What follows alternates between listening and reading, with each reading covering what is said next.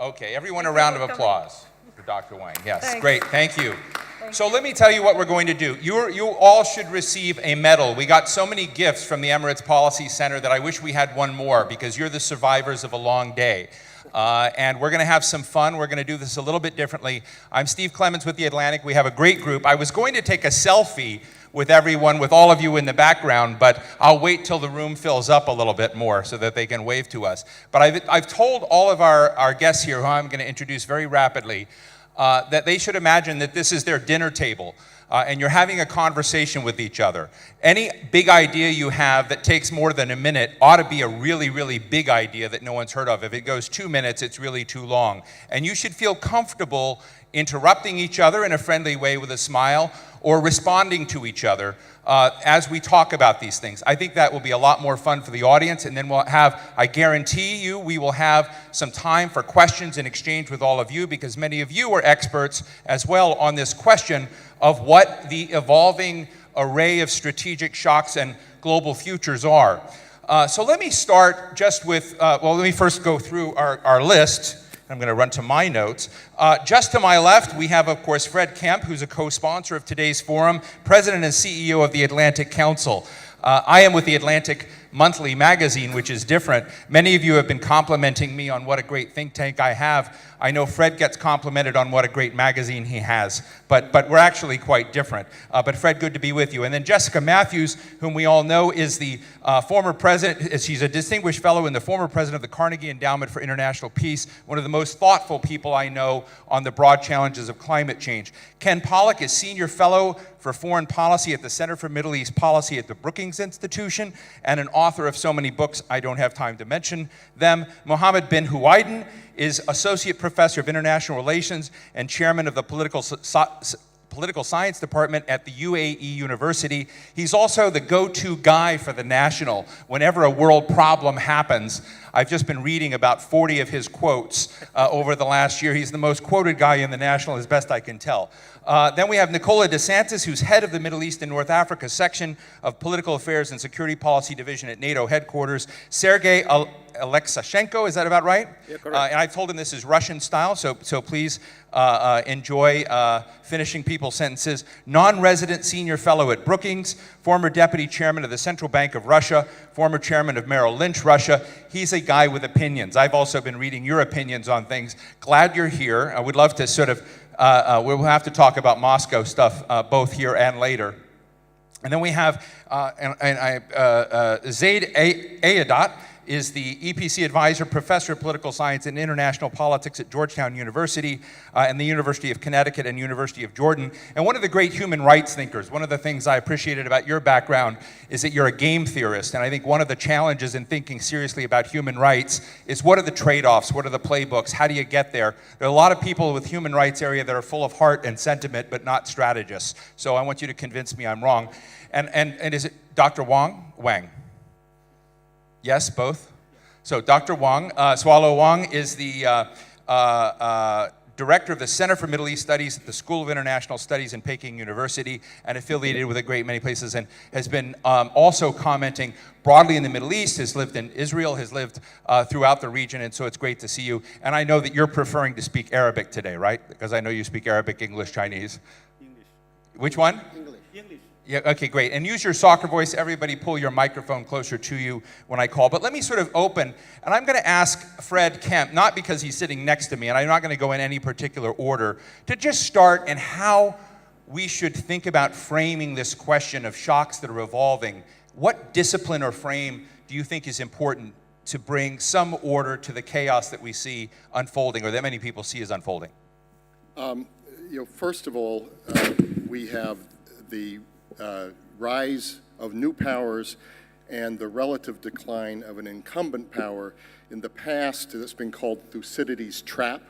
The Harvard Kennedy School has looked at this in the last 500 years in this kind of situation, 15 out of... So you're talking the decline of the United States, just to be blunt, right? Relative decline of the United States, and China rising. And so there are extra dangers in this kind of a period of time. We at the Atlantic Council talk about it as an inflection point as important as 1919, 1945, 1989. And at this period of time, leadership decisions have outsized importance. So what happens in the South China Sea next to China, what happens with Ukraine and Russia, what happens in Syria can have global consequences. And so we're looking at this as an inflection point in history, and we feel that if So you're saying that Syria, not to interrupt, but I want you to give us a frame, that Syria is a global thing, not a regional thing. It's a regional conflict that has a global dimension and could turn into a global conflict if we don't manage it properly. So you were telling me during the break that you thought it was important to look at these broad challenges that are evolving trends, right, as opposed to shocks. Yeah, well, the shocks are in the context of the trends. So, for example, you have expanding technology, you have individual empowerment. That means that the individual, we can have a rising global middle class. That's good. That's more education. It's more health care. It's more broader use of technology. But there's another side to that, and that's the super empowered individual with a weapon of mass destruction. And that can range from bioterror to cyber technology to precision-guided weaponry. So you have trends that are enormously positive in the right hands and with the right leadership, but they can also turn negative at the same time. Dr. Wang, we've just been talking about the relative decline of the United States. Many in China, some in the PLA, analysts have written about the strategic contraction of the United States, but this all points to the rise of China. Today we've been talking mostly about the Middle East, but I would love to get a quick snapshot of your view of the world, of what you think are the 2 or 3 most important shocks that we need to consider or adapt to. First, for me, I don't think the United States is really declining. For me, the 2 shocks in the Middle East. First, since Arab Spring, shock for China. And second, recently, Russian intervention in Syria. It's also a shock for China. So for me, I really think many people this day talk about China's role in the Middle East. But my question is China ready to play such a big role or not? Is the Middle Eastern country really welcome China's political role or not? When Russia went into Syria, what was the State Council gossiping about? What was the chatter in the State Council? You know, several years ago, China, along with Russia, vetoed 4 times in Security Council resolution to Syria. But for me, for many Chinese, we never thought Russia will directly intervene militarily in Syria. Is someone going to be fired for the faulty intelligence? Because many people talk, if Russia can do this, why China can do similar thing in South China Sea? But for me, this is 2 things. There's cannot be level together. Sergey, let's give us, since we'll do this like the debates in the United States. If you're mentioned, you get 30 seconds to respond. So Russia is the surprise player in the world, changing. Many people feel the pattern of its behavior. How do you see the world in this? And this question of what's on Russia's mind, as far as what it needs to confront, what shocks does it see from the Russian frame? Wow. I would say it's not Russians' view, it's Vladimir Putin's view, because Putin is Russia, Russia is Putin. So there is no. I just want to make sure you said that and I didn't. Yeah, it's not, my words, not yours. Yeah, and I would say that there is That's a very tweetable line. I want you all to know. And no, Sergey your words has a not big mine, Twitter mine words following. not yours. Yeah, sure. Yeah. And of course, there is no any other view in Russia except of Vladimir Putin, and he's not a strategist. He's a opportunistic politician. He is looking for opportunity, and we don't know what is the next opportunity. Initially, it was Crimea, then it is Syria. Next step, maybe, I don't know, Belarus. What else? Or he may sit and wait another 10 years. So I would not say that Russia is ready to play any strategic role, understanding what it's going to, what Russia wants to reach. Vladimir Putin believes that it's better to be a great power, great hard power, not soft power, because he has nothing to deliver as soft power, but he wants everybody else to respect him as a hard power and to be afraid of him. That's his desire. That's his desire. What do you think, given Russia's history? I'm thinking of Afghanistan, I'm thinking of other times in which it's tripped, whether or not you guess, just given your experience, worry about the consequences of some of Putin's moves? I'm sure that Vladimir Putin is not looking to deploy Russian troops in Syria, except of Air Force, very limited Air Force. And I think that he was inspired by Iranians to unite efforts. Just Iranians deploy troops while Russia deploy support. And that's the game. And I'm sure that Vladimir Putin was promised by Iranians that this type of operations will help to keep Assad in place and will help to keep the central government and will help to keep the Syria united. That's precisely what Putin wants. Before I go to Ken Pollack on this question, Mohammed, I want to ask you, you're out there as a strategic commentator, an observer of, the best I can tell so far in your quotes is, I haven't found much criticism of the UAE yet, but you're commenting. The UAE is placing bets. It's placing bets in Yemen, it's placing bets in Libya, it's placing bets in Syria. I'm placing bets, knocking this off. But how, when you look at this kind of broad question of shocks, of change in the international system that you think need to be addressed, where do you think the UAE, from your perspective, is getting it right? And more importantly, where do you think it's getting it wrong? Thank you very much. I think we are not good in predicting things. I'm not in the business of prediction, actually. I'm a political scientist. I look at facts and base my assumption based on the facts. And my facts tells me You're a rare case. My facts tells me that the Middle East is going to shape the future of the international system. Not China, not the Southeast, not Europe, not Africa, not any other region in the world within the 10 to 15 years from now. This region is going to shape the world in the 10 to 15 years from now. Look at the US, for example. The United States is declining because of these regions. The floundering of Americans' policies in Afghanistan and Iraq and Syria made the decline of American hegemony and primacy. Look at the rise of others like Russia now. Russia is rising because of this region and what's happening in this region. Look at the threats that the Westphalian order is facing nowadays with the collapse of states and the rise of terrorism and the challenge and the refugees, the challenge to the state's sovereignty and legitimacy. This is all coming from these regions. And also there is a return to the ideological conflicts, and this is a new thing that's happening in these regions. Now the Islamophobia in Europe is actually ignited because of what is happening in these regions. And I think things that are happening in this region will disseminate it to the whole international system and will change great things that are happening in the world and will tell us whether we will live in a good or bad world. The UAE, I think, felt that this region is very important, and it felt that there is a power vacuum that's happening with the decline of America and with the rise of others like Iran in the regions, and therefore it stood against these challenges and took the responsibility with the others to face them and fill that power gap. Fascinating perspective. Can I just say yeah, one go thing ahead. before you go on? Yeah.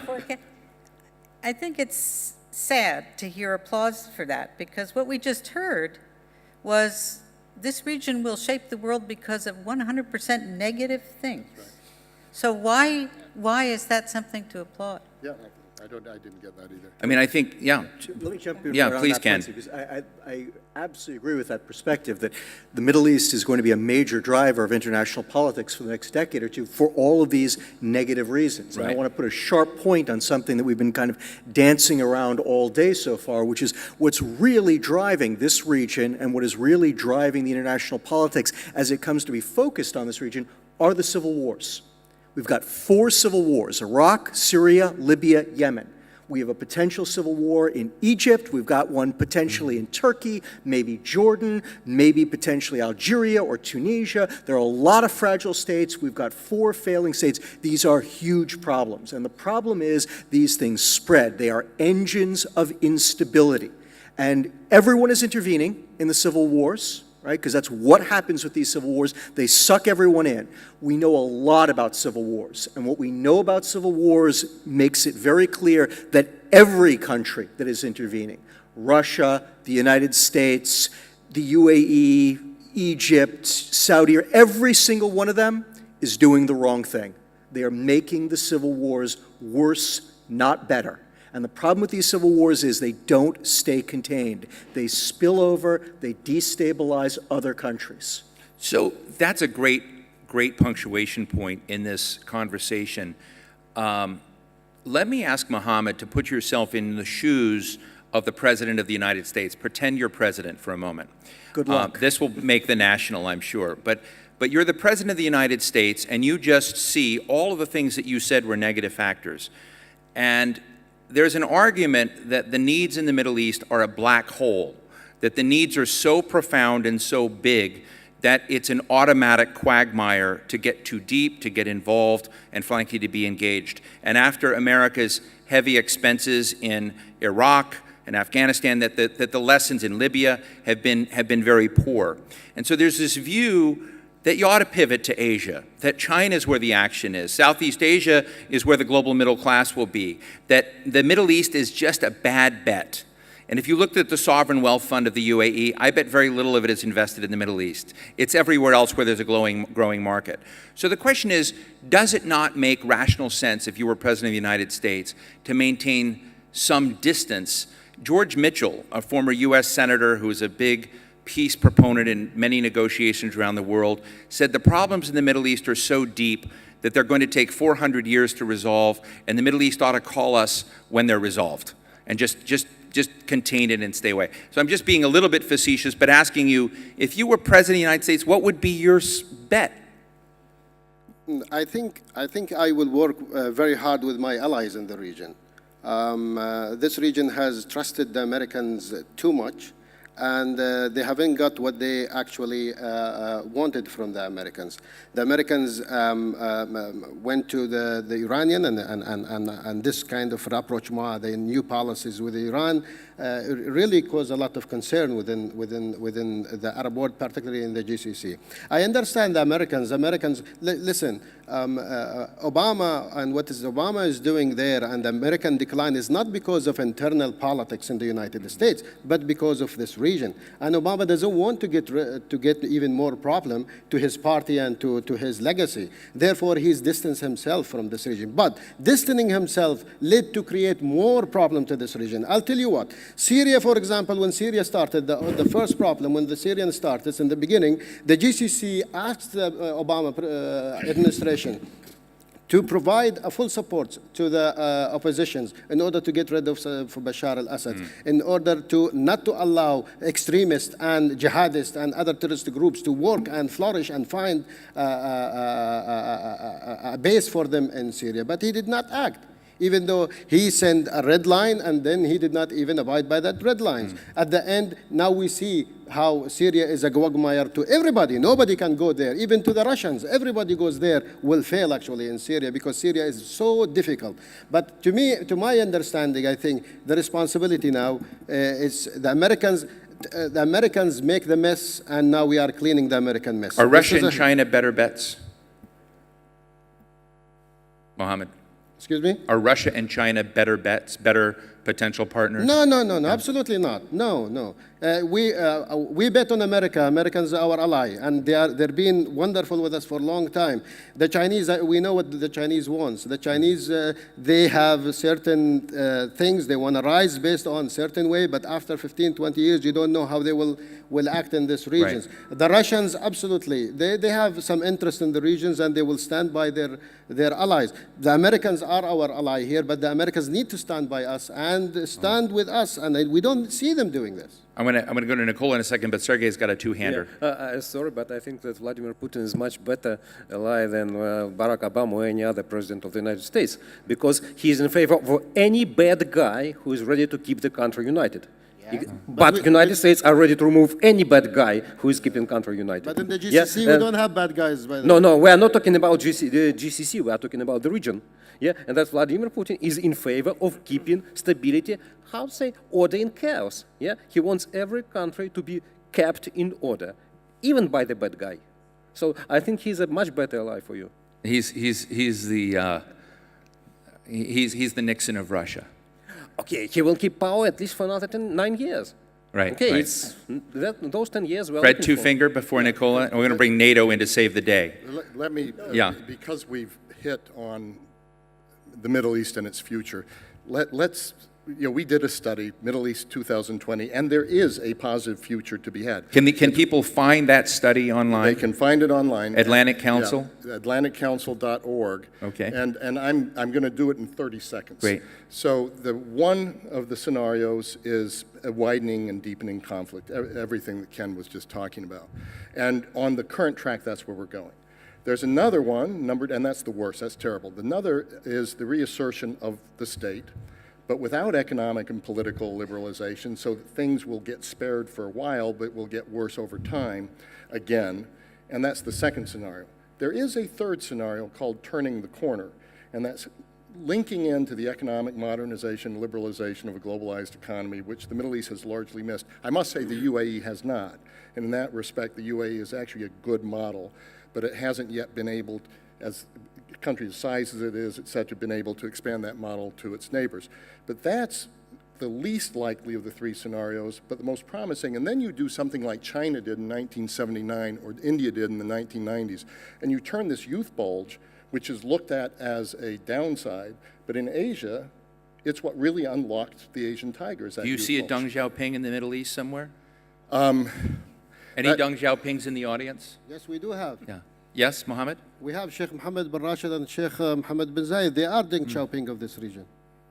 Fascinating. Really? That's Look also a at it. Look at tweetable Dubai. moment. What is Dubai is a model to not to us, to the Middle East, is even to the European countries. But 8 million people instead of 1 billion people. Exactly. And That's the a problem. difference. But there is Deng Xiaoping anyway. Nicola, NATO to the rescue?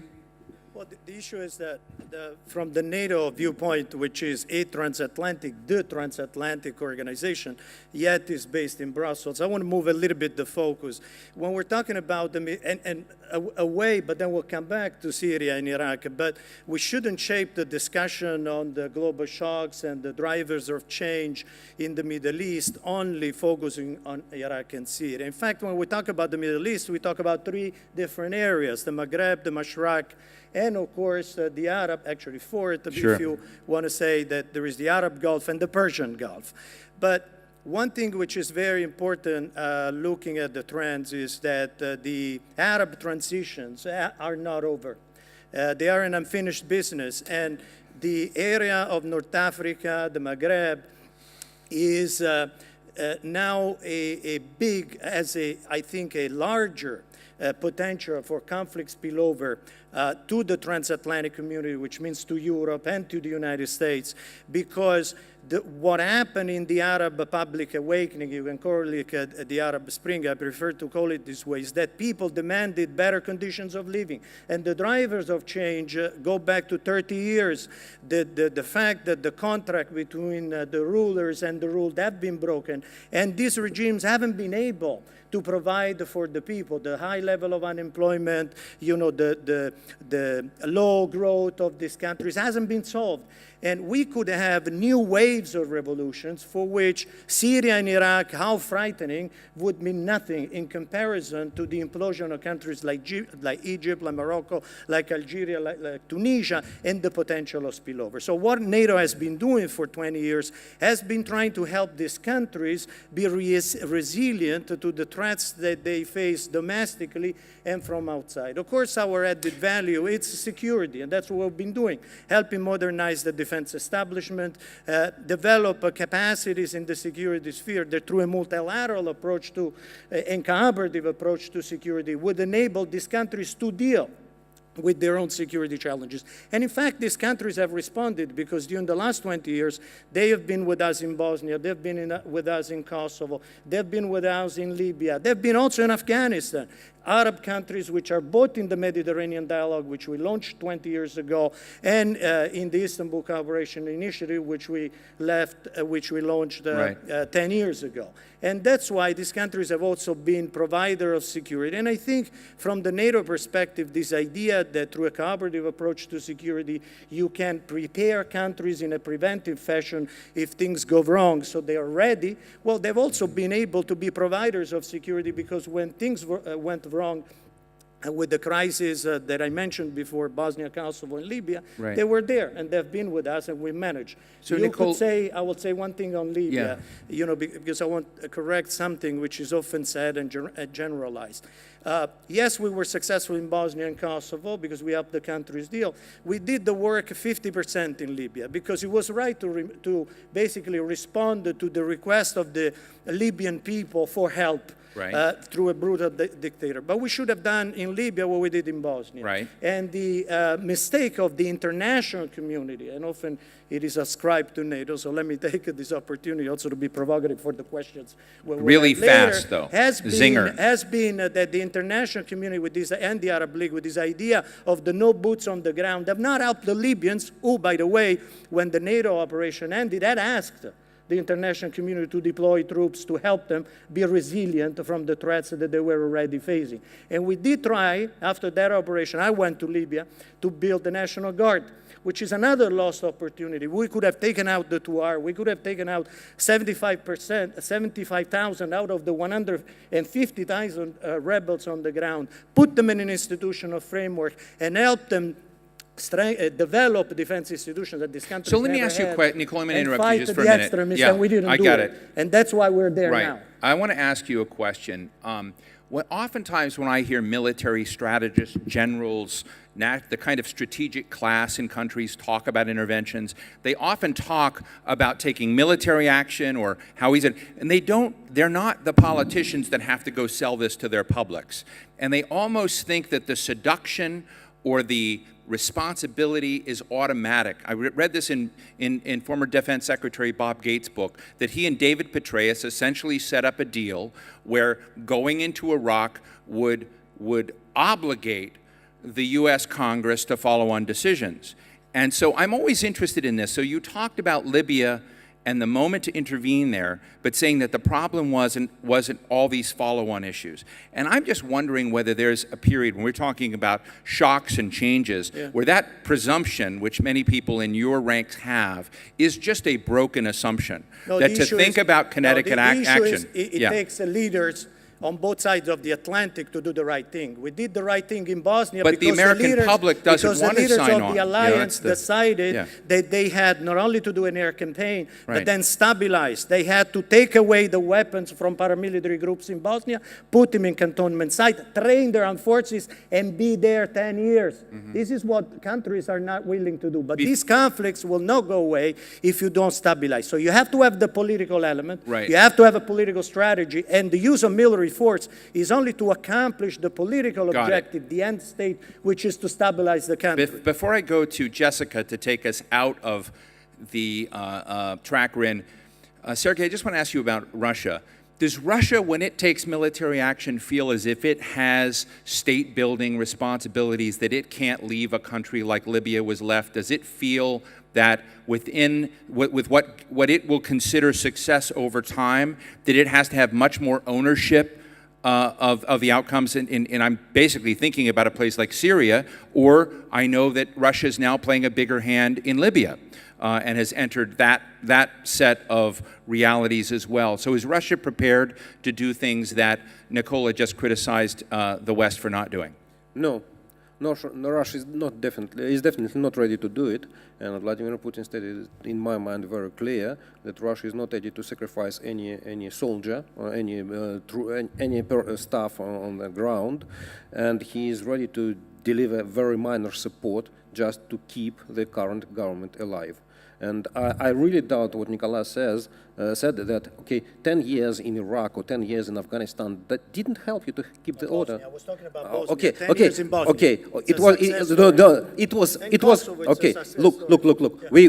We sat you two next. Shake hands. Yes, Just yeah, shake we hands. just now. shake Yeah, there you hands, go. yeah. And Yeah, Russia go ahead, was shake in- hands. and No. There you go. And Russia was in Bosnia and Kosovo And alongside Russia, NATO. okay, and Russia was cooperating in Afghanistan. When we talk about fighting corruption, there is one good guy, strong guy in Singapore, and many hundreds of authoritarian regimes that have not delivered success. So it was not only one case of successful in Bosnia, and it was Iran, Iraq, Afghanistan, Afghanistan, Iraq, Syria, Libya, all the rest. So no successful case in 10 years in Iraq. I would disagree. I mean, Just- there are at least two successful Got it. states. Bosnia, Kosovo, and Russia, again, was a partner there, then recently has decided not to be a partner anymore, started Got it. invading countries. But We're in the weeds. We're in the weeds. We can come back to that. Q&A. Let me Libya was ask Jessica 50%. and What was the Zaid. third one? Go ahead. No, and Third- Libya was 50%, so it's 2.5. no. Yeah, 2.5. Libya was- So Jessica and Zaid, what are the blind spots in our conversation thus far? Take us into how you see, each of you, the big shocks and frames. I suspect they're different than what we've been talking about. But Jessica? Well, when I saw the title of this panel, Strategic Shocks, the one that leapt to my mind right away, which I think everybody in the room should take very seriously, is that I think we are coming close to the era of a major price on carbon. Price on carbon. And right now, carbon costs $1 a ton. The social cost, the externalities of carbon are estimated at between $30 and $40 a ton. We're approaching the Paris Summit. The outcome of the Paris Summit, I can tell you right now. You can go tweet it. Tell me. It will be two contradictory outcomes. The first will be big success. No matter what happens. 80%, no. Okay. 80% or more of the countries, of the 186 countries that are members of the UN Convention, will make specific pledges to cut emissions by specific amounts by specific dates. These are not legally binding pledges intended. That's a huge step from what the Kyoto process has given us so far. But, second story, if all those pledges were met, which is extremely unlikely, the world would smash through the 2 degrees of warming that scientists uniformly believe is the threshold to avoid dangerous, if not catastrophic, impacts. In other words, it's not enough. It's not, no, more than that. If you succeeded on the trajectory that Paris will set, it would lead you to disaster. Okay? So, what's going to happen? I think after Paris, people will see that the Kyoto process failed, right? In the period of this 20 years, emissions have risen by 65%. And that the process of trying to negotiate this with 200 countries in the room is impossible. And we will switch to the thing that everybody knows is the way to do it if you really want to cut emissions. If I said to you, you got to go home and tell your country to really cut emissions by 20%, what would you do? You'd put a price on carbon. And this is a region that uniquely in the world where the wealth is based on carbon. So I want to thank you for lifting us out of this conversation we were having just on wars and conflict, but I want to challenge you in a sense that when you're in a room like this, that we're so prone and ready to talk about the Syrian conflict, civil wars, failing states, those feel like muscular issues. They feel like the issues when you bring up climate change, it sounds like a wimpy issue. Yeah. It sounds like an issue that it sounds pathetically insignificant compared to these other compelling issues. Now, I'm not saying that's my view. I know you better than that. But I want you to kind of make what many people believe is a wimpy issue a consequential issue that competes with the issues that have risen on this stage. Okay, so in the last 6 months, the heads of all the European oil and gas majors have called for a carbon price. Royal Dutch Shell, BP, State Oil, Total, Eni. The heads of the World Bank and the IMF 2 weeks ago called for a carbon price. And a month ago, the governor of the Bank of England, Mark Carney, gave a speech that everybody who cares about the future, I think, should read. Very powerful speech, which he gave to Lloyd's of London, also calling for a carbon price. But the point of the speech was to talk about what he saw as a direct threat to the world's financial system. Mm-hmm. Anybody who thinks that's wimpy has obviously a different thing coming. But the reason he chose insurers is because they uniquely are the ones who recognize that the threats from climate change are not in the future, they're in the present. The number of weather-caused disasters in the last 10 years has tripled, and the amount of insured losses adjusted for inflation has quintupled. So his message was, it's here, guys, as all the insurers know, and as the oil people know, right? They see it, and as the finance people know who are looking at stranded assets, Right. et cetera. So, So you see a future Emirates Policy Center strategic debate on climate. Since the drop in oil prices in mid-2014, more than $1 trillion in oil and gas projects, either underway or planned, has been canceled. That was in 10 months. Wow. We know that Saudi Arabia has already begun dipping into its sovereign wealth fund. Norway will be, others will be as well. That means, what does that mean? It means selling stock, which means the world equity markets will soften. Right. This is big stuff. It's big stuff, and it's moving below the surface. And I think, just to finish, I mean, I think what we're going to see in Paris, despite all this attention and everything, is kind of the end of the beginning.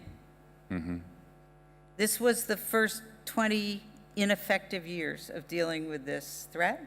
It's here, it's on us, we're paying the price. And the people who are measuring are always the people, the insurers and the banks, are always the people who know, the size of the threat. So I want to take two fingers from Ken and Fred, and I want to go down the line real quick, and then I want to come to Zaid and talk about his big frame. But real quick, Fred and whatever, and I want to ask Dr. Wang, whether you look at the tumult in the Middle East and where you put that in priority with climate change. But Fred? I'll be brief, but I think this region has to care about this probably more than any other region, interestingly enough. That's what and you said that with the carbon price, but it's also true in another way. Global trends are some things are certainties through 2030, some things are not certainties. One thing that's a certainty is food demand is going to go up 35%. Water demand is going to go up by 40% between now and 2030. And the places where it's most likely to lead to more crisis and potentially conflict is the Middle East and Africa. And then on top of this, you also have low oil prices, and your carbon price may go up in some respects, but you're looking at prices otherwise. They're going to stay low for a long time, and they'll put additional pressure on. So widening the water wars, which are really already going on. But yes, Ken? Yeah, Steve, I wanted to also pick up on Jessica's point and bring it back to a little bit louder so that the... Sure. Yeah. This point about oil can't get lost here, right? There are elements of what's going on with the oil market and the projected oil market that bring us back to all of these different trends. Think about it this way. The Middle East today, post-war Middle East, the state system that's starting to break down was built on a bunch of different things. Two of the most important were economies driven largely by oil, whether it was produced directly or you got it through trade aid, remittances from the oil-producing states, and an external guarantor, the United States of America. Potentially, the weakening oil market and the weakened oil market can erode both of those things. We're seeing it. Jessica mentioned the fact that the Saudis are having to draw down, the economist estimates $12 to $14 billion a month from their sovereign wealth fund. That is a terrifying number. And here we're leaving aside the UAE, Kuwait, Qatar, they're fine. Small populations, very wise investment strategies. Are their borders protected? Well, this is, look, if Saudi goes, all bets are off, right? But this is the point, is the weakening oil sector is really starting to hit the economies throughout the region, which was one of the pillars of the post-World War II Arab state system. The other one was the United States, and we're all aware of this. It is complete nonsense that we are energy independent, but most Americans believe it, and it is making the United States less willing to play that role of external guarantors. So you erode the economic pillar of the post-war system, you take away the external guarantor, again, it's a recipe for greater instability in the region. I agree. Mohammed, does climate change matter to you? To the sense where it's touched the food security, water scarcity, I think that does matter. I can tell by your body language that these are casual challenges in your mind. It is not priority. Not priority. That's what I said. Security is the most Thought. important things to us. We cannot develop if we are not secure. You know, Iran is meddling in our affairs and causing all trouble to these regions. And you want us to ask about pollutions? Right. This is something This is different not issues. a- We need to take care of our security first. If you are secure, you can develop. Yeah, If you are got it. secure, you can find so many things can beat diseases and Right. can achieve so many achievements in science. But if you are in trouble and others are causing and harming you, then you have no time actually to pay attention to those I very appreciate important that. issues. Jessica, you were so gonna- security is Yeah, first. You're going to zap back, Jessica? I was going to point out that the most diversified economy in the region is Iran. So to the extent that decarbonization becomes a direction, Iran gets the benefit. Iran, with 20% of its economy based on fossil fuels, is in better shape. But you know, this is not a pollution issue. This is an existential issue. I mean, you know, it's. But it's a good it- composite. It's a good test of perspectives among No, informed of course, people. but of course, the meaning of shocks Right. are things that Yeah. happen suddenly Down that the are road. unexpected. No, I think it's useful to think about what should we be talking 10 years from today. Nicola, any thoughts on climate? No, the issue is that some of the programs you would be surprised we're having with our Mediterranean dialogue. Is there a NATO countries climate change program? No, but we have, for example, scientific environmental programs which address issues such as desertification, Right. access to waters. And I bet you that in the next 10 years, in the area which goes from North Africa down to the Sahel and to Africa, the issue of access to water will be a source of conflict. So that's on your and therefore, priority we need roster. to look at it as well. Just Yeah. one there. Yeah. I think the next war is going to happen between Egypt and Ethiopia because of the water problems. between Egypt them. and? Ethiopia. Yeah. Because of the. But that's why we have also programs in our scientific environmental, which involves Jordan. Sergey, Egypt, don't and even wait Israel for me. also. Steve, can Yeah. I just Yeah, point out? go ahead. The genesis of the uprising in Syria was a 7-year drought. That's tweetable. And not, I don't not, care not whether remembered. it's treatable or Not not. remembered. It's a fact. No, but people don't remember that. But it is true. Nor necessarily agree, but it's Right. interesting. And So Sergey, Zaid, and Dr. Wang. Sergey? Steve, two comments. First on Fred, comment on food security. I spent several years in Russian grain company. Right. And in the recent 10 years, all increase in grain trade and grain supply was submitted by Russia and Ukraine. And both of countries, they have a very great resources to supply more. And the problem is not on the supply side, but on the demand side. So I would not be as afraid that food demand will increase by 35% in the next 30 years. Okay, there are many countries can deliver. Second, I share Jessica's fears on climate change, but this is global. It's not for the region. For the region is, as for Russia as well, it is the decline in consumption of oil. 50% of oil is consumed by cars. Let's imagine those who live in America. We know about Tesla, who is pushing the electric car. We know about Google, who will deliver driverless car within 2 to 5 years to the market. And we know Car2Go, it's car sharing. Let's imagine that transforms the whole consumption of cars in big cities and in China as the future model of the consumption. Right. And the oil demand declines by 20 to 30% globally. That may solve the problem of the pollution as well and the carbon, but that will reduce price of oil drastically. So Zaid, thank you. Zaid has been ridiculously patient. Thank you. I want to ask you, when you respond on climate, to also take us into this issue of, I mean, we've hardly discussed the human rights question and the fact that the world has the largest refugee crisis that it's had in generations. And I hope you'll bring that element into our discussion and what you would do as a game theorist to fix it. Okay. Well, I'm not sure, again, I respond to this human rights. Well, Steve, first of all, actually, your way of managing this panel and discussion exemplifies the world order that needs to be changed. You first unilaterally change the rules of the games and just run the questions according to what you want to do. I'm prepared for other things. This is one. Second, about the fair share and distribution in terms of opportunities and chances. So after half an hour, I get a chance to talk. Oh, this is unfair. Would it be more acceptable if he were Chinese or if he were Russian? Well, I mean, except for China, poor country get less opportunities, and this is a perpetual logic of the international system. But let me, as a modeler and as a political theorist and game theorist, project what I think of trends are taking place if we're talking about shocks and global changes. And then I come to the climate change as part of these mega trend. Now, what is happening are, there are some mega trends taking place for sure in the international politics, and these, have consequences on regional and local politics. But the very important change, I think, is the change that taking place in the concept of the idea of international politics itself. So it's no longer talking about distribution of capabilities and resources. Rather, we should think of distribution of ideas and values, and how that is shaping and reshaping our worldview, perception, and understanding of the international Who do you think order. the drivers are? Say it again? The drivers of the ideas and values. Right. I mean, if we think that way, then, it becomes apparent what shocks we're referring to.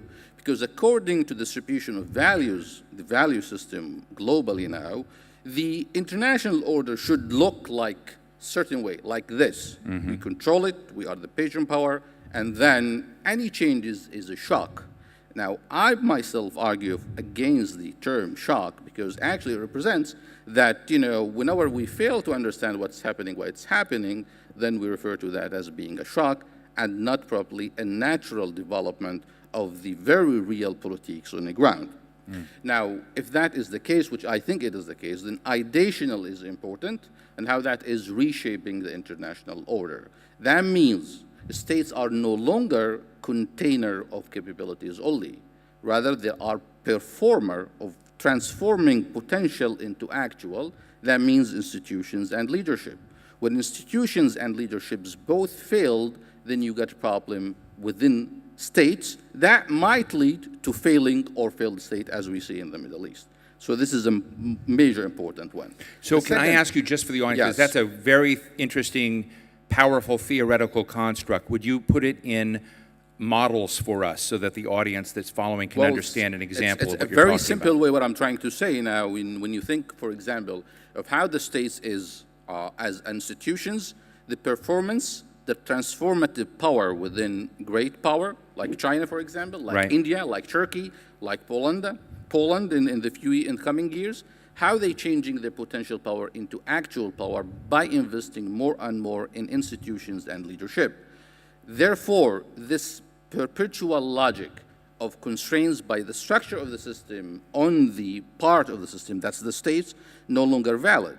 It is all about agency one more time. So people actually now are entitled and in power to detect what is international politics all about. Second, relevant to that, is identity. And I see now two competing, contradicting forces playing major role in deciding what the shape of political order. The first one is the globalization, and these issues about bringing all countries all together in the marketplace, and the politics of identities. Now, we refer to civil war in the Arab countries. It's all about, one more time, it is politics of identity, religion being a major remarker of identity in the region. So that leads me to predict the second important changes, shocks in the global order, and that is the entire security system that we knew in the Middle East for the last 100 years, after World War I, World War II, till now, totally collapsed. And the very idea of state building, imposing a barbarian model of state in totally different cultural contexts, had failed. So what we're seeing now, failing of social contracts, failing states, is all actually just a symptoms of a failing attempt to create the world in certain way. And that actually reminds me by some discussions that took place this morning about how we perceive the world. So we tag actually, I mean, the American task on the Atlantic Council leading a task on the Middle East. So instead of focusing on democracy, legitimacy now is important. This is a huge shift. I'm not sure it's good. Second issue is, you know, it's a new Sykes-Picot, but it's different. The first Sykes-Picot did not consult with the people. Now they are consulting with the people. Right. So this politics of otherness, identity one more time, the Euro-Western, including Russia now, centric about, you know, politics of blames, what we should do to these people. There is some patronizing trends are also governing the distribution of power globally. So as you diagnose all that, that's a very powerful diagnosis. It's also very bleak, right? It's a bleak Yes. and depressing diagnosis if you want to see some of the structures you're seeing sort of survive. You're basically saying they're not going to. How do you swim through it to something? I mean, so take your analysis hat off and put your strategist hat on. How do you swim through it? Well, first of my game is actually to structure the game and let the other people bring it to reality, and this is how I do it. But I mean, you know, as a policy recommendation, I mean, look what is happening in the Middle East. I think, you know, the most important thing is to take the identity politics seriously, to take minorities issues seriously, and here's come the frame of human rights. Human rights should actually be an encompassing new frame for politics in the region. Because by doing that, you are enabling most of the constituents of different societies to have the model that I've been, you know, preaching actually in the Arab countries that suits their cultural and historical background, and that's the consociational democracy. Consociational democracy is very natural expression of reality in the Arab countries that represents their cultural diversity in kind of consensual and harmonial kind of way. So I think that might lead to way out of these tensions. Think of Syria, for example. Had we developed long time ago a more viable consociational system where power sharing is institutionalized and people are practicing it in a democratic way, then, you know, all components of societies are really receiving what they have to receive, and so on. So that's a model can be applied to the Gulf states, to all Arab countries, states, and in the larger Middle East. This could be a recipe for stability, democracy, and development. So, if I can just yeah, jump real in. quick, and then I'll get Dr. I just Wang, wanna but jump go in. ahead, yeah. I come to this from a different perspective than Zaid Yeah. does. I come through power politics as opposed to identity, but I get to the same place. And Right. just worth pointing out that we have, again, tremendous scholarship on civil wars. Every single one says the same thing. The only way to actually solve one, to put an end to it, and you can do it, it is very doable, is through exactly the kind of power sharing arrangement that Zaid is talking about. But it takes a long time, right? That's The history shows. What takes a long time is the making it work and getting it to stick. You can get the power sharing arrangement fairly Isn't quickly. that sort of what's It's happening in making it Tunisia? stick. Is it sort of happening in Tunisia now? Is it not sort of what's happening in Tunisia? It You're- may you're- be what's happening. you're Tunisia's doubting that. very much in flux. Fred? Right? We're hopeful about that. The average duration of a civil war is 6 to 9 years. We learned through our civil war in America is it takes decades to rebuild. And so that's part of the reason why one has to get at these civil wars right away. If you get at them with the resources and money that there is in this region, the rebuilding is then this incredible economic boom. And so there's a real positive narrative to get got at, but you have to end the civil wars and replace them with the kind of institutions and power sharing that you're talking about. So one of the things I love about Dr. Ebtissam, this whole effort, is we can actually grab on to something like that and perhaps turn it into a positive narrative. But I think that's the only way we're going to get from this negative trajectory to a positive narrative. You do the building on the backs of existing institutions. In some And, cases, in other I mean, cases, well, in other cases, you build new institutions. Yeah, But the but danger, the a danger is we country could be without those institutions. Since that's why China is I- going to I- run the world one day, let me ask China what it thinks. Since China is perceived as the inheritor of the global order eventually, although I don't know why after what we listened to, China would want to. But Dr. Wang, give us your thoughts as you look at some of these identity challenges, you know, new religious conflicts, the way old lines are being reshuffled. What do you think from, again, your perspective are, you know, the vital issues? And I would also love you to comment, because China has made such a big bet on climate, which Jessica raised, how you see that versus some of these other issues. Go ahead. So you want to hear my My personal opinion or government opinion? Your view. Okay. So my personal opinion, I think, just as Dr. Campbell mentioned that, Middle East look like a deep hole, a black hole. The same for China. And about for climate change, because China always was blamed for the responsibility of climate change. As a Chinese people, especially who live in Beijing, we really suffer from air pollution. But at the current stage, as a developing country, as a country who depend on oil and natural gas, we don't have any choice. On the one hand, we want to keep the speedy economy.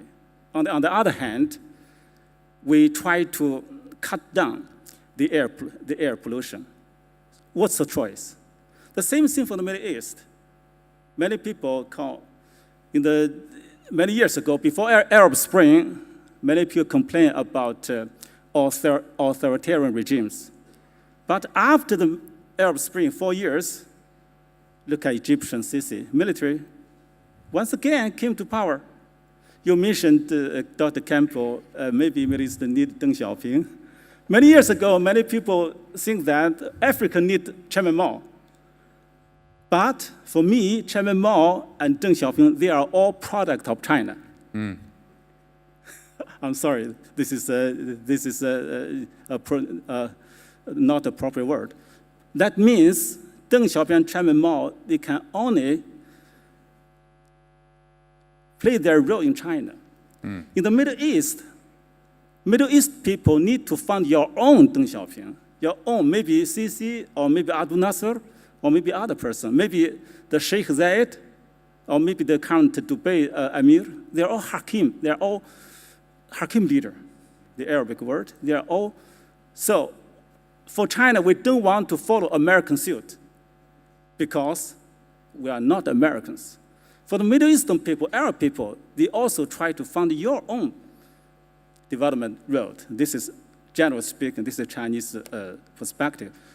I want to add another thing. Since recent years, Professor Fukuyama published these books on the political order and the political decay, mentioned on state capability. Say that one more time. State capabilities. For the Middle East area, many countries, they suffer from tribal struggle, Right. Islamism, so many problems. How to build a rope, successive democracy. That is why for China, since the Arab Spring, now Chinese leaders are happy, to frankly speaking, because they think after Arab Spring, that proof authoritarian regime also has its own value. Thank you so much. Zaid, go ahead. I mean, I want to comment on this very important issue about, the state and the tribal Islamist forces taken out of the state capabilities or capacities. Now, I think again, this is an illusion about the model that should be in the international system. So the Eurocentric thinking that the Max Weber model of a state, territorial state, should be the state, and then this should be, different states come together and then form the international order. There have been different ways of governance, and these different modalities of governance are actually exemplified better by the idea of power sharing. That persisted for 15 centuries in this region and in different regions, in China before the state, in Egypt before the state as well. So taking the state as a model and the only model viable to be a representative of a nation or of identity, which actually in contradiction in realities in the Middle East, might all the time lead to this confusion.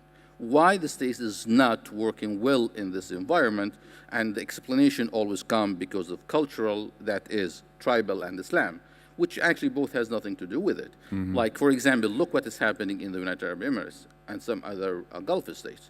They are tribal and they're Muslim countries. But they're leading a kind of power sharing that enabling stability, development, and participatory politics, which led to stability. So this kind of a model can be rethought and, just rebrought again, and people can rethink the very concept of state one more time. Very useful frame. Mohammed? Let me just take this argument to the bigger picture, to the Middle East. I think this is a very important point raised by Dr. Ziad and commented by the colleagues here in regard to the power sharing arrangement. I think these regions need a power sharing arrangement. The four major powers, namely Saudi Arabia, Iran, Turkey, and Egypt, need to go beyond the zero-sum game arrangement. They need to go beyond the pursuit of superiority.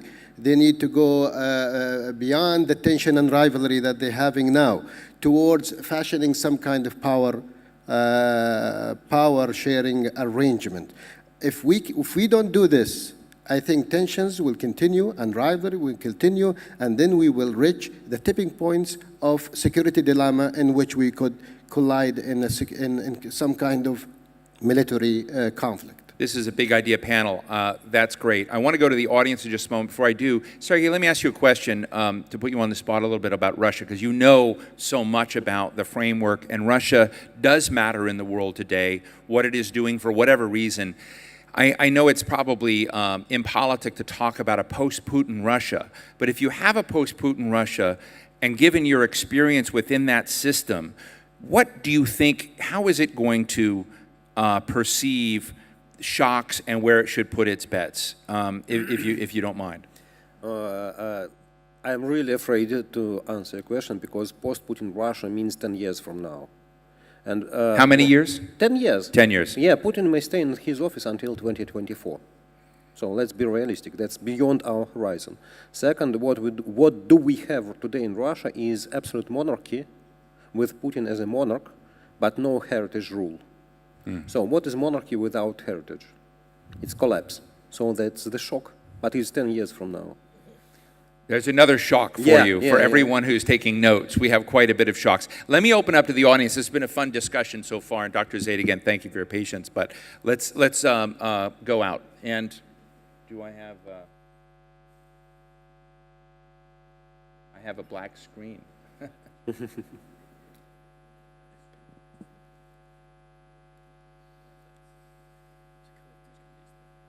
Khalid Tashkandi, greetings. Here.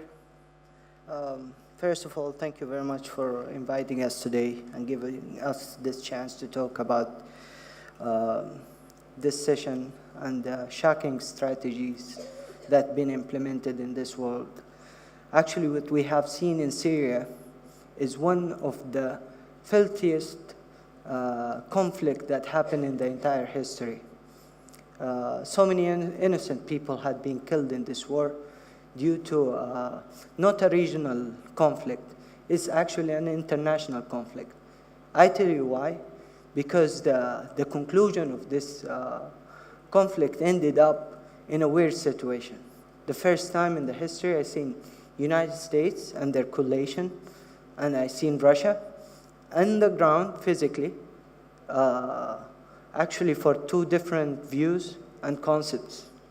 Russians seem to be standing up with the Syrian regime, specifically to support Bashar al-Assad, while Americans, with their own strategy, they reached up to the conclusion of supporting the moderate rebels and the Free Syrian Army against Bashar al-Assad.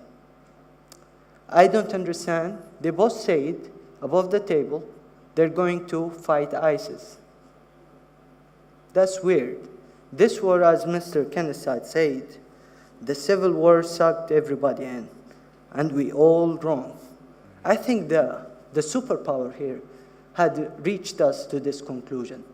They manipulated the regional parties to involve in a plan that was discussed previously. I have seen a map on New York Times. They want to break out. I'm going to ask you to be as brief as our commentators. Okay, so, yeah, briefly, I'm going to ask a question here, but on New York Times, we've seen the map. So far, the lead-up is really great. I just want you to bring it to a nut. Thank you very much. I want to reach to my questions, but first I want to say something about the Middle East, the new shaped map that's going to break down the region to few small countries based on religious views, based on race discrimination. And what I would like to ask here, what made ISIS more difficult than Saddam's Hussein regime? That's the first question. The second question, are we might have sort of a conflict, physical conflict, and end up in a more bigger war between the superpower? Fascinating, important questions. So let me invite, just very briefly, you see the clock with me. First question is, let's just put ISIS on the table. What makes ISIS so compelling? Maybe that fits in the identity arena, Zaid. And to those of you who want to comment, what are the risks, Ken, of an escalation into something more serious, which may explain why America didn't take action in Syria before? But let me start with Zaid. I'll pass to Kenneth then. Okay. Thoughts on identity in ISIS? Mohammed? No. No? Okay. So I'll answer it this way. I think it's a great question. What makes it different is Saddam Hussein, state actor, does something utterly stupid, invades Kuwait at the moment when the United States has a massive army with nothing to do. Made it easy to deal with them. Daesh is, to a very great extent, a product of the civil wars. Right. And this is the real problem, is you're not going to get rid of Daesh without dealing with the civil wars. You put it really nicely. The American strategy, I would argue, is nonsensical, because we're trying to deal with Daesh as if it is freestanding, independent, a problem in its own right, rather than a symptom of the deeper problems of the civil war. That's why it's so hard. Unless we're willing to deal with the civil wars, we're not going to get rid of Daesh. I think it's right, and it's a great question, because those people who blamed either the outside forces for either being involved or uninvolved, one of the problems in Syria is it's always been a civil war with proxy war stacked on top of it, with huge potential conflict. Faisal Ayhan. Yes, right here. Thank you very much, Shirley. We are rebuilding a process of the Middle East, especially Iraq and Syria. When we look at the crisis of Middle East, the Kurds live in the heart of the crisis, but without Kurds, we're discussing the Daesh, the Syria, and the Iraq, and the peace, stability, something like that. And the Kurds live in the motherland, and they call it historically as Kurdistan. And more than 100 years, they are attacked under central government, as Baghdad or Damascus and Ankara. And more than 100 years, they asking for stability, for the peace, and also live with other people in the peace. And today, when you look at the Syria and the Iraq, Kurdistan become a protector area, safe area, and a peace area for whole other nation. We have a 1.5 million displaced people and refugee in the Kurdistan area, and the Kurdish nation try to respond their needs in their, with what they have in their hands. And yeah, identity in, because and let them respond. I try to I just my get to a close, just so we can pose the question of what has been talked about is the vital role. I think from the American perspective, there's a vital role and success that the Kurds have played. But I want to go to Nicola for a minute to talk about, because part of the question of the Kurdish identity, which falls into what Zaid was talking about, is also really a complicated issue for one of your biggest NATO members. And I'm wondering how you navigate the desire. I mean, there are 3 million Kurds in Syria. And the lines that we're talking about reshuffled have direct ramifications on one of the most important alliances in the region. As you know, NATO as such is not dealing with Syria, but it's dealing with Iraq. We just, 31st of July, approved the defense capacity building package, which I negotiated with the Iraqis in complementarity, I would say, with what the United Nations, the EU, but most of all the coalition, the global coalition against ISIL is doing. So one of the, let's say, foundations upon which this assistance by NATO will be delivered to Iraq to strengthen the Iraqi security and defense forces is the requirement of inclusivity. In other words, we don't want to deal, as it has been with the previous Iraqi government. And by the way, we're going to have this training happen in Jordan. we don't want to deal with ethnic groups. We want to deal with the Iraqi armed forces. So it is up to the Iraqis now and to the current government to deliver that. And therefore, it is conditional. And this is the approach that NATO has found to the inclusivity, which means, referring to the Iraqi constitution, which is in itself includes also, the Kurdish dimension and includes the others. So from the viewpoint of NATO, this is very clear. Now, NATO as such is not involved in the military activities which are taking place. NATO members are under the coalition together with others. And therefore, the approach that I would choose is only the one that we want to strengthen the defense and security, help the Iraqis strengthen their defense and security institutions so that in complementarity with what the coalition does, they can develop their own ability to do. But this has to be based on inclusivity, which is political, but it's also of the armed forces. The armed forces cannot be dominated only by one ethnic group. Thank you. Zaid, quick comment? Just, I want to add to the megatrends. A little bit closer to the microphone. Is it working now? I wanted to add to the megatrend. Probably this also will bring some other thing to the discussion about, the cybersecurity issue that we left out. This is a new development. This is very important. So if we're talking about identity politics, if we're talking about non-state actors, and we're talking about cybersecurity issues and climate change and its impact, and then you get actually, this is full picture of what's happening globally and its impact on the region. Totally important point. And thank you. Ramadan Karani. Thank you very much. اسمحوا لي أن أبدأ مما بدأت به الدكتورة ابتسام صباح اليوم بالحديث أننا نتحدث ونتشارك كنخبة فكرية ونخبة ثقافية. لكن للأسف أنا وجدت على المنصة ميل لآراء سياسية ومحاولة لفرض رؤية غربية تتعلق بقضايا المنطقة التي نحن أقرب إليها ونعيش مشاكلها يوما بيوم. والدليل على ذلك عندما طرح الدكتور بن هويدن فكرة أن منطقة الشرق الأوسط ستكون مؤثرة في صياغة النظام العالمي في المرحلة المقبلة، قبلت هذه الفكرة باستهجان. أنا أتصور دكتور هويدن يقصد بالأساس أن منطقة الشرق الأوسط بقضاياها ستكون فاعل رئيسي في المرحلة المقبلة.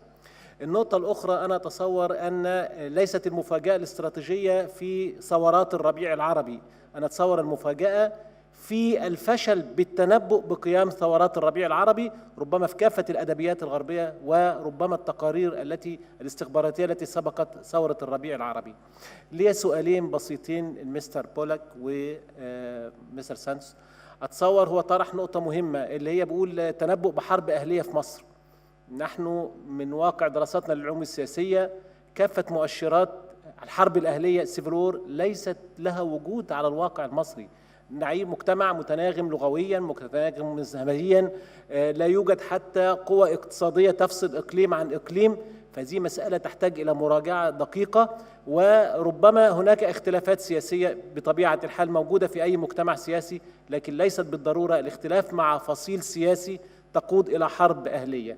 النقطة الأخيرة برضو الحديث عن حرب إثيوبية مصرية على المياه، أتصور أن هذا قفز سريع وقفز كبير على حقائق الأمور ما زال. We're under 2 minutes, so I need you to bring it right to a question. 1 minute.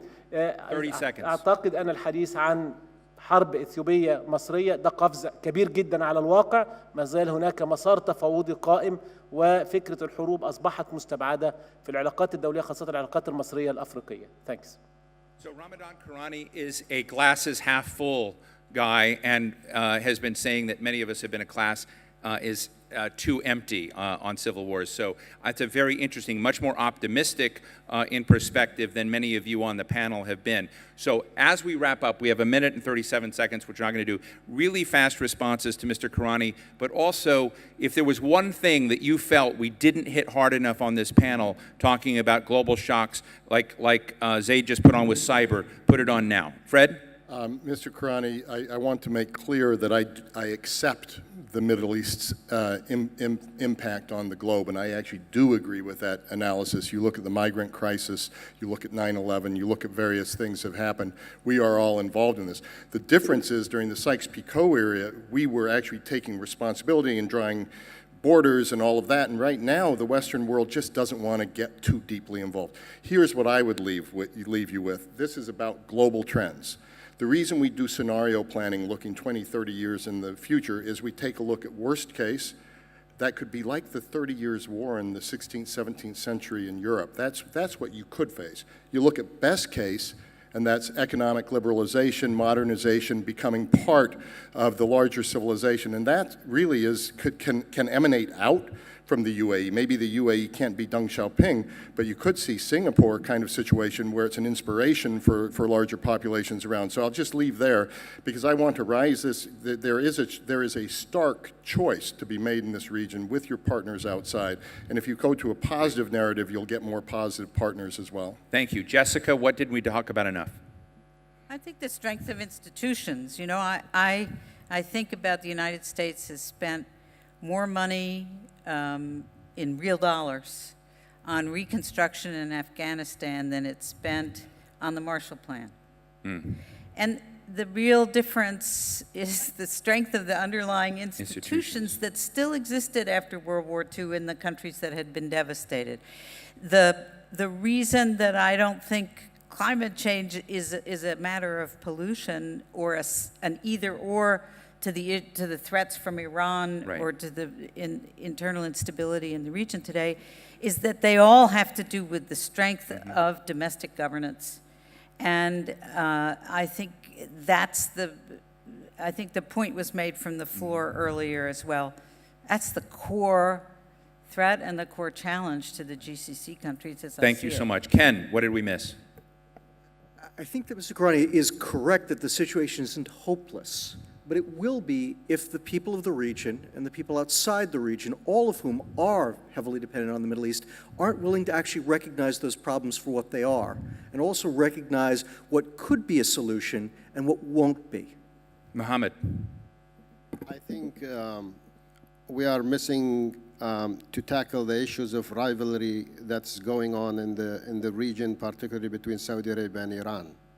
I think this is huge. The tension between the two countries are going to make them reaching the tipping points of the security dilemma, and I don't rule out that within 10 years we may find a direct confrontation between Saudi Arabia and Iran if Iran continue meddling in the affair of the Middle East. I just editorial comment, completely agree with you and hope that in the future, the Emirates policy forums, that there'll be discussion about that and what in the old days you would have thrown that up to a level to look at what strategic rapprochement you needed to get to stop that. But anyway, thank you so much. Nicole. Yeah, I thought I had come to talk about cooperation between NATO and the Arab countries in the 10 years. So let me say it in a nutshell. We're going to continue to have political dialogue and practical cooperation with these countries so that we can enable them strengthen the defense institutions, develop a multilateral approach to security, work with NATO, but in complementarity fashion with the other institutions. We want to develop NATO-GCC relations. We're now about to develop, regular contacts between the Secretariat of NATO and the GCC so that GCC can develop its own defense and security identity. And we're doing the same thing with the Arab League now that the Arab League wants to develop this idea of the army, supporting this idea, looking at crisis management, giving the Arab League Secretariat and structure on how to develop this. Thank you. Sergey. In a nutshell. I have a good story. I think if China is able to deliver its One Belt, One Road plan, comprehensive plan of infrastructural change in the Central Asia, Middle East, with railroads, shipping roads, gas pipelines, electricity grids, power generation, everything else, that may transform, infrastructure project, enormous, maybe for a generation, billions or trillions of dollars, I don't know how much it will cost, but it will transform the whole region, the economy of the region, and relations between nations. Thanks. Thank you very much. Zaid. Well, I guess there is a turmoil for all seasons, and Egypt is not far away from that as well, just to answer the question. The Middle East, as knew it for the last century, gone, no longer there. It's a past, and people are renegotiating their social contract, and political society will take a long period of time. Terrific. Dr. Wang. to be honest, I'm pessimistic on You're the situation. pessimistic. In the Middle East. Maybe after 5 or 10 years, Middle East still suffer from conflicts, war, and political disability. But at the same time, I'm also optimistic because my colleague Russian mentioned that China's one road, one belt strategy. I think Middle East, the most urgent need is not political solution because it's very hard, but economic solution, I think, will help to political solution. On this point, China will play an active and even more role. And also, I think, at the current stage, after 5 or 10 years, because China now has a strong leader, it's a very strong leader, so China's political role will be gradually welcomed by the local countries. Thank you. Thank you. You know, I just want to say in conclusion, this has been a wonderful discussion, and thank you for working with me as we sort of responded and tried to do this a little differently. I want to put a personal note. James Foley, the journalist who was beheaded by ISIS, was a friend of mine. My company helped get him released when he was kidnapped in Libya. He was re-kidnapped in Syria. And when ISIS put out pictures of him, I tweeted out a photograph of James that was a quite attractive photograph and said, this is the photograph that people should send, not the one that ISIS. It went globally viral. People began doing that. It started a new trend. But I began to have conversations with ISIS advocates that were blasting my text at that time. And I began, rather than just reacting negatively, try to engage them in a conversation, saying, you know, the smartphone you have, whether it was made by Apple or Samsung or whatever, was made by innovators who were doing these, you know, kinds of things. Technology and what it's done is giving you a capacity. What can your world produce that you envision? And the response often came back, we will make better iPhone, we will make better. And I said, think that through, and I kept going back and forth with them. And when we have these sorts of discussions, I often think about that tension between more modernity, more linkages, more technological magic, if you will, mesmerizing people. And on that platform, you're going to have battles like we've had, but that ultimately, if you go to China, you go to India, you go to Saudi Arabia, you know, the unwritten story about the Middle East is how much phenomenal startups and innovation. There's a company called 500 Startups that is succeeding in some of the most fragile areas in Egypt, in Jordan, in Kuwait, in Bahrain, and other places. And so there is another story out there that we haven't quite gotten to, that on the platform there, that allows a shaping and identity. It perhaps allows some of the power sharing that Zaid was talking about. So I just wanted to put that punctuation point on the end of this conversation because I think it is playing out and there is a struggle. And when you think 10 or 15 years ahead, the world that we may be in may be so dramatically different just in terms of how we're interacting that hopefully will steal the oxygen from those that are destabilizing it. But please give a round of applause to my friend Fred Kempe from the Atlantic Council, Jessica Mathews, formerly of the Carnegie Endowment for International Peace, Kenneth Pollack of Brookings, Mohammed bin Huwaidin of the UAE University, Nicola de Santis with NATO headquarters, Sergey Aleksashenko with Brookings and former Deputy Chairman of the Central Bank of Russia, Zaid Eyadat, Professor of Political Science at 3 universities, University of Jordan, University of Connecticut, and Georgetown University, and finally Suolao Wang, Center for Middle East Studies at Peking University. Thank you all very, very much. Thank you.